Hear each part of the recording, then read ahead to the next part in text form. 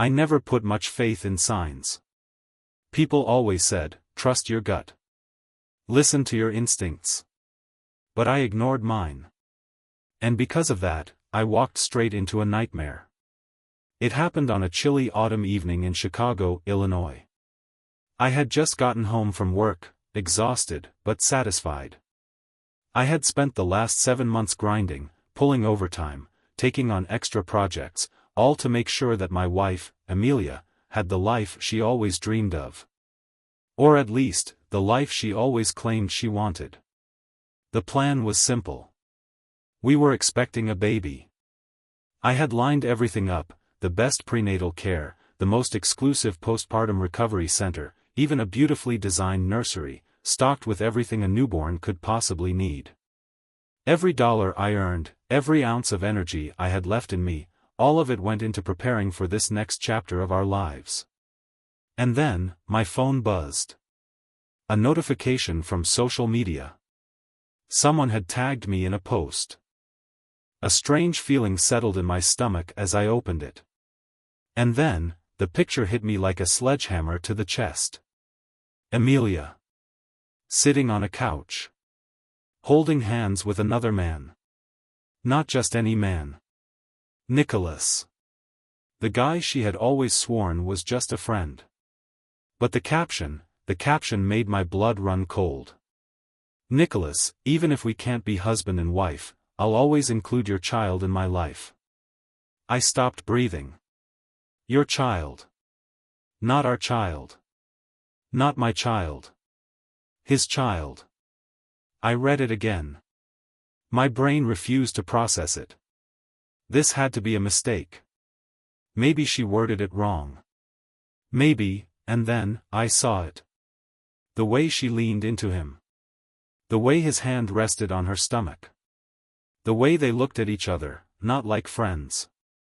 Not like casual acquaintances. But like lovers. Something inside me snapped. I felt like the walls were closing in. The sacrifices. The dreams. The years I had given her. All of it, a lie. But I didn't panic. I didn't call her, screaming like some pathetic fool. Instead, I took a slow, deep breath. And then, I typed one simple comment beneath the picture: if you love him so much, why not just kick me out and stay with him? And with that, I made my first move. I didn't wait for Amelia to respond. I didn't care if she saw my comment. I didn't care if she panicked, if she rushed to explain, if she realized her mistake. Because I already knew the truth. She had betrayed me. And now? I was going to burn it all down. I picked up my phone and started dismantling everything she had built off of me.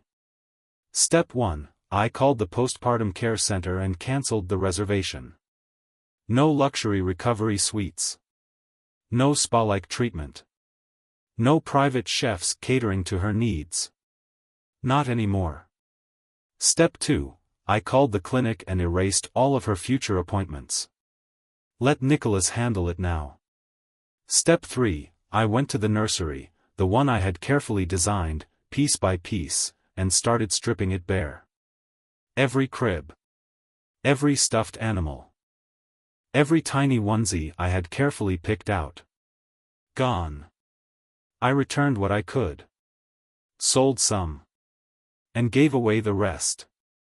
Because this wasn't my child. And Amelia? She was no longer my problem. But I wasn't done yet. I grabbed my phone again, this time, dialing the numbers of the 3 people I trusted most. Get ready, I said, my voice steady, controlled. We're going out tonight. The bar Chicago's nightlife was alive, buzzing with energy. The music pounded, the drinks flowed, and the air was thick with laughter and bad decisions. But me? I wasn't here to have fun. I was here to forget. Damien, Victor, and Ethan were already waiting when I arrived. Damien nudged me as I downed my first drink. Man, you sure you're okay? He asked. You haven't stopped drinking since you got here. I grinned, tipping my glass toward him. Have you ever seen me happier? They exchanged glances. Victor, the most blunt of the group, snorted. You're full of shit, Adrian. Ethan leaned in. Has Amelia called yet? I pulled out my phone. 22 missed calls. A few unread messages. A voicemail. I shrugged, finishing my drink. Yeah. Not answering. The satisfaction of ignoring her was intoxicating. Then, my phone buzzed again. I glanced at the screen. It wasn't Amelia this time. It was Sophia. Her mother. And just like that, I knew. The real war was about to begin. I woke up to pounding on my door. Not knocking. Pounding. I groaned, rubbing my temples. Whiskey and heartbreak were a dangerous mix. The pounding grew louder. Adrian, open this damn door. I sighed, already knowing who it was before I even looked through the peephole. I swung the door open, and there she stood. Sophia. Amelia's mother. Dressed in an expensive coat, hair pulled back so tight it looked painful. Her expression? Pure, unfiltered rage. Behind her, arms crossed and silent, was Thomas, Amelia's father. The enforcer. You better fix this immediately, Sophia snapped. Amelia is coming home tonight, and everything better be back in place. I stared at her for a long moment. Then, I laughed. Slow, cold. Is Nicholas coming with her? Her eyes flashed with anger. What the hell are you talking about? I stepped closer, my voice dropping to a deadly calm. Your daughter cheated on me. She got pregnant with another man's child. And you have the audacity to show up here and demand that I fix things? Sophia stiffened. Thomas shifted uncomfortably. A crack in the perfect family image. You made a commitment, Adrian, Sophia hissed. You married Amelia. You promised to take care of her. I let out a sharp, humorless laugh. Take care of her? I shook my head, stepping forward until we were nearly face to face. Sophia, I have done nothing but sacrifice for Amelia. I worked. I gave her everything she ever wanted. And she repaid me by sleeping with Nicholas. Sophia clenched her fists. She made a mistake. I tilted my head, feigning curiosity. Oh yeah? Then why is she still with him? Silence. Then, the final insult came. Sophia straightened, her voice turning smug. Well, she said, smirking. At least she'll be getting that $18,000 work bonus from you, right? My entire body went still. Then, I grinned. Oh, Sophia, I murmured. You must have misunderstood. Her smirk faltered. That money? That's mine. And just like that, her entire face drained of color. Sophia's expression twisted with disbelief. What do you mean that money is yours? I leaned against the doorframe, crossing my arms. Enjoying the way her arrogance crumbled right in front of me. You think I'm just going to hand over $18,000 to a woman who betrayed me? I scoffed. You're out of your damn mind. Sophia's lips parted, but for once, she had no words. Thomas finally spoke. Adrian, be reasonable, no. I cut him off. You be reasonable. I stepped forward, voice cold as ice. I gave everything to Amelia. I worked. I sacrificed. I stayed loyal while she screwed Nicholas behind my back. And now that I've finally cut her off, you think you can just walk in here and demand money like I owe her something? Sophia's expression darkened. You'll regret this. I smirked. I doubt that. And with that, I slammed the door in her face. I waited. Listening for footsteps.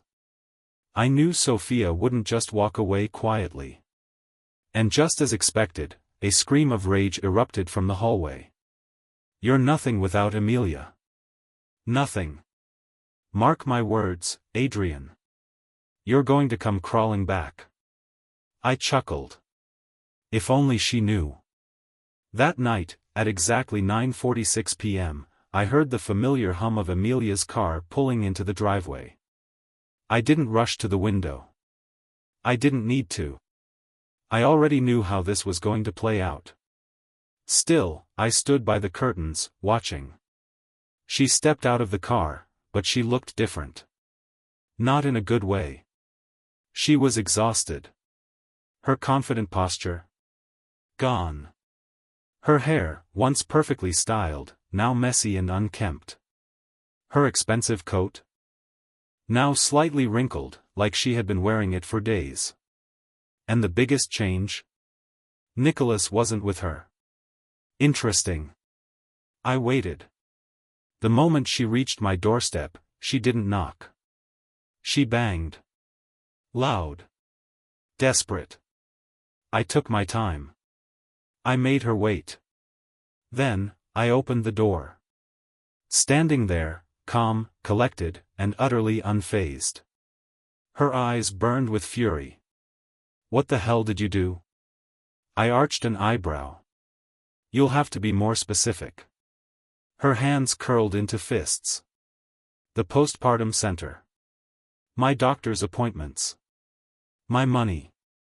You took everything." I shrugged. "Oh, you mean the things I paid for?" I let the words sink in. "Yeah. I don't fund cheaters." She let out a sharp breath, nostrils flaring. "You're punishing me." I tilted my head. "No, Amelia. I'm freeing myself." She looked like she wanted to slap me. "Adrian, I'm the mother of your child." I laughed. Cold. Empty. My child? Really? I took a step forward, voice low and sharp. "Then why the hell were you holding Nicholas's hand, talking about your child with him?" She froze. Her eyes widened in realization. "You saw the post," she whispered. I smirked. "Oh, I saw everything." Her face turned pale. "No, Adrian, I didn't let her finish." Instead, I turned and grabbed the packed boxes by the door. I shoved them into her arms. "You should take your stuff and leave," I said, my voice steady. "Because you sure as hell aren't living here anymore." Her entire body stiffened. You're kicking me out?" She choked. I smiled. "No, Amelia. You already left. And this time?" She had nowhere to run. Amelia broke down right in front of me. Tears welled in her eyes, her breath coming out in shaky gasps. For a second, just a second, I almost believed they were real. "Adrian, please," she whispered. "We can fix this. I made a mistake, but I still love you." I tilted my head. "That's funny. You didn't seem to love me when you were in Nicholas's arms." She flinched. Her lips trembled. I got confused," she mumbled. Looking down. Avoiding my gaze. "But you're my husband. You can't just throw everything away." I folded my arms. "You already did." She swallowed. Panic creeping into her expression. "Okay," she said quickly. "If money is what you want, I'll give you the 18K. I have it in my account, I swear." I chuckled. Darkly.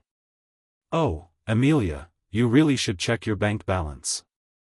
Her eyebrows furrowed. Slowly, shakily, she pulled out her phone. The moment she opened her banking app, her face dropped. "Where's my money?" she gasped. I leaned in, my voice dripping with mocking amusement. "I froze your account, sweetheart." She screamed.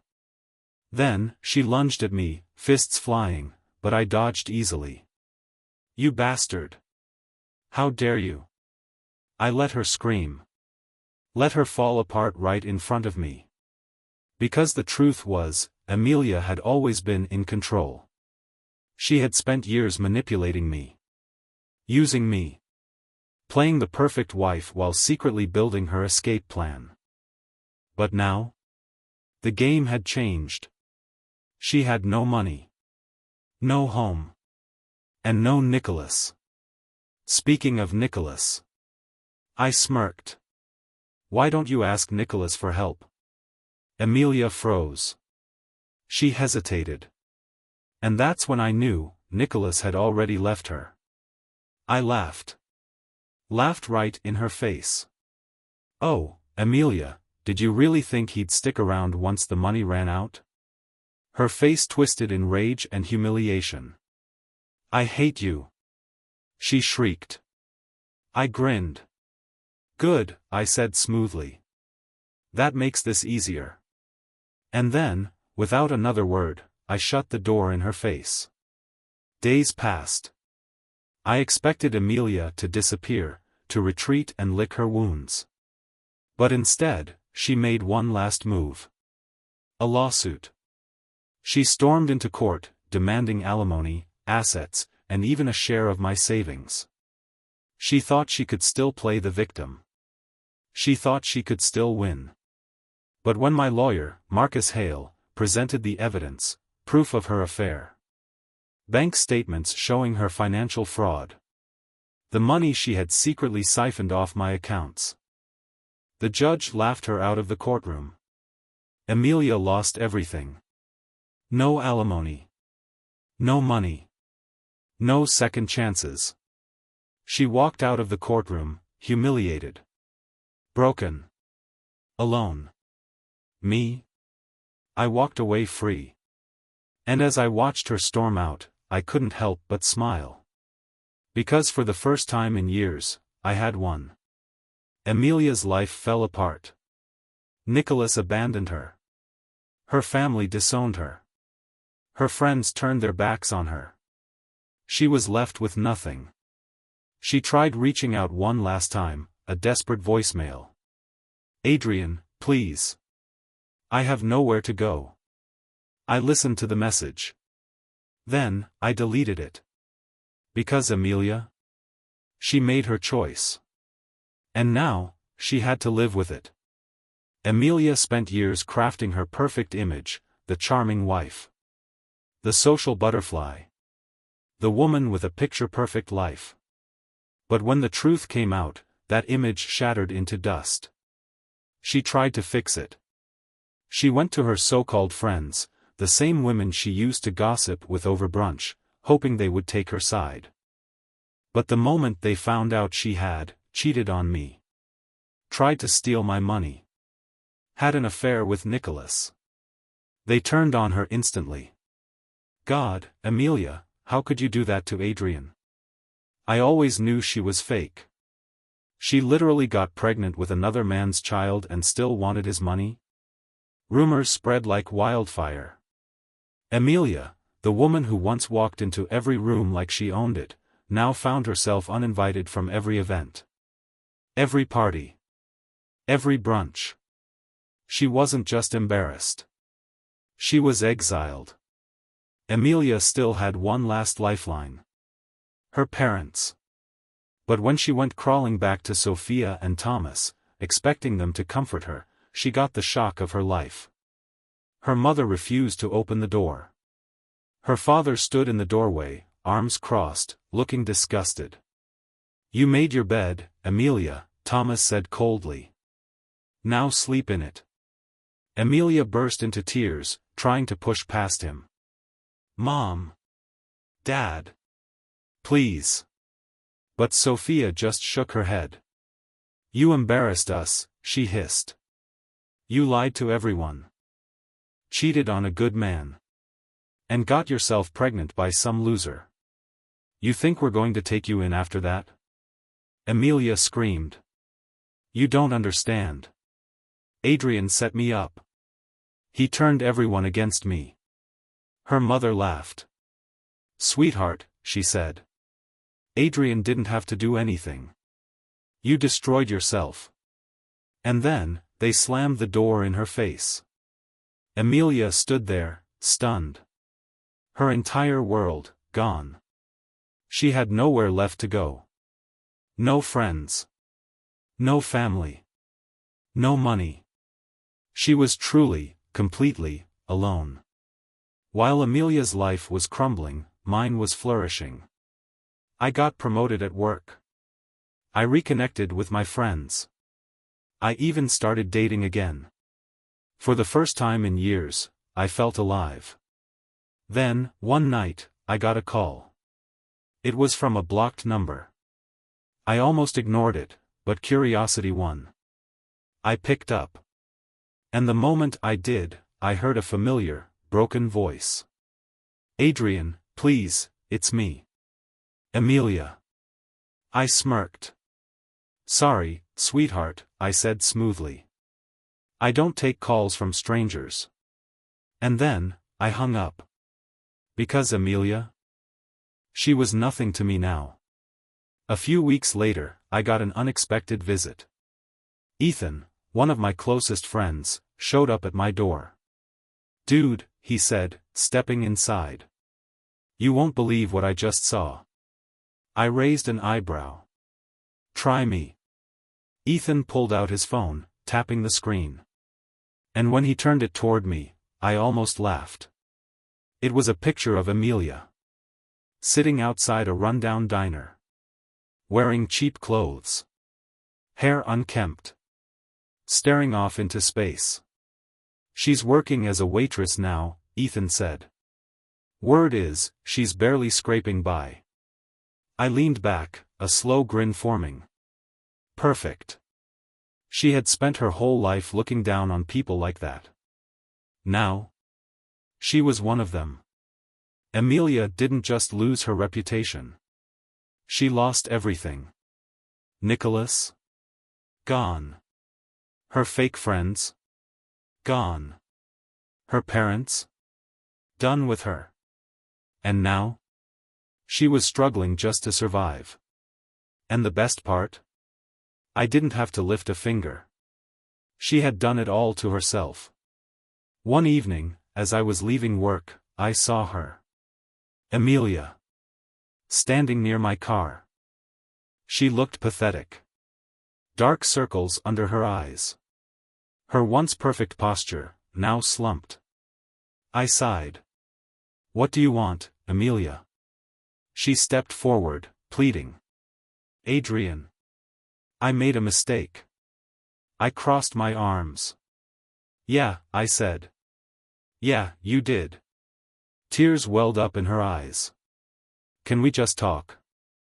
I tilted my head. Talk about what? How you lied. How you cheated. How you tried to take me for everything I had. She flinched.